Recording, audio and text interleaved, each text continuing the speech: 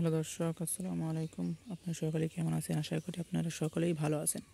আপনাদের মাঝে নতুন একটি ভিডিও নিয়ে আসলাম। ভিডিওটি হচ্ছে আপনারা কীভাবে এই লেবু গাছ চাষ করবেন এবং কীভাবে আপনারা লেবু গাছে কলম দিবেন, এইসব বিস্তারিত জানার জন্য আমাদের ভিডিওটি অবশ্যই শেষ পর্যন্ত দেখবেন। এবং আমাদের যারা আমাদের চ্যানেলে নতুন আছেন তারা অবশ্যই আমাদের চ্যানেলটিকে সাবস্ক্রাইব এবং কমেন্ট বেশি বেশি লাইক শেয়ার করবেন। এখন আপনাদেরকে বলে দিচ্ছি এই গাছটি আপনারা কীভাবে কলম দিবেন এবং কীভাবে চাষ করবেন, এইসব বিস্তারিত আপনাদেরকে বলে দিব।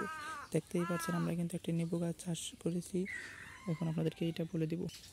প্রথমত আপনারা কী করবেন, এটাকে মনে করেন যদি কলম দিতে চান তাহলে এই যে দেখতে পাচ্ছেন এইখানে আপনারা কী করবেন, এতটুকু জায়গা যদি এইখানে দিতে চান, এইখানে যদি দিতে চান তাহলে এইখানে এতটুকু জায়গা এতটুকু জায়গা আপনারা কী করবেন, ছাল এড়িয়ে নেবেন। এইখান থেকে ছুরি দিয়ে পর্যন্ত আপনারা ছাল এড়িয়ে নেবেন। এড়িয়ে নিয়ে আপনারা কী করবেন, এইখানে মনে করেন যে একটা ভিজা তেন অথবা সেই আপনার যে গরুর নাদা থাকে সেই সব নাদা দিয়ে আপনার এখানে এভাবে করে দিয়ে তেনা দিয়ে তেনা দিয়ে এভাবে পেঁচাইয়া আইখা দিবেন।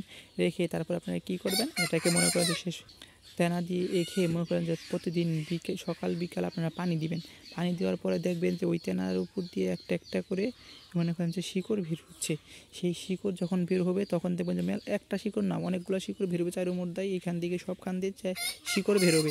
ওই শিকড় বাইর হলে তারপর আমরা কী করবেন, এইখানে কেটে ফেলবেন ওই শিকড়।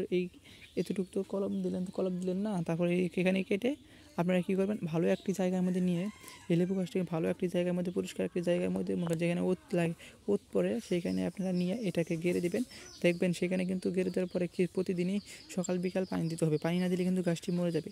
এইভাবে আপনারা চাষ করতে পারবেন। আশা করি আপনি সকলে বুঝতে পারছেন। সকলে ভালো থাকবেন, সুস্থ থাকবেন, আমাদের সাথেই থাকবেন।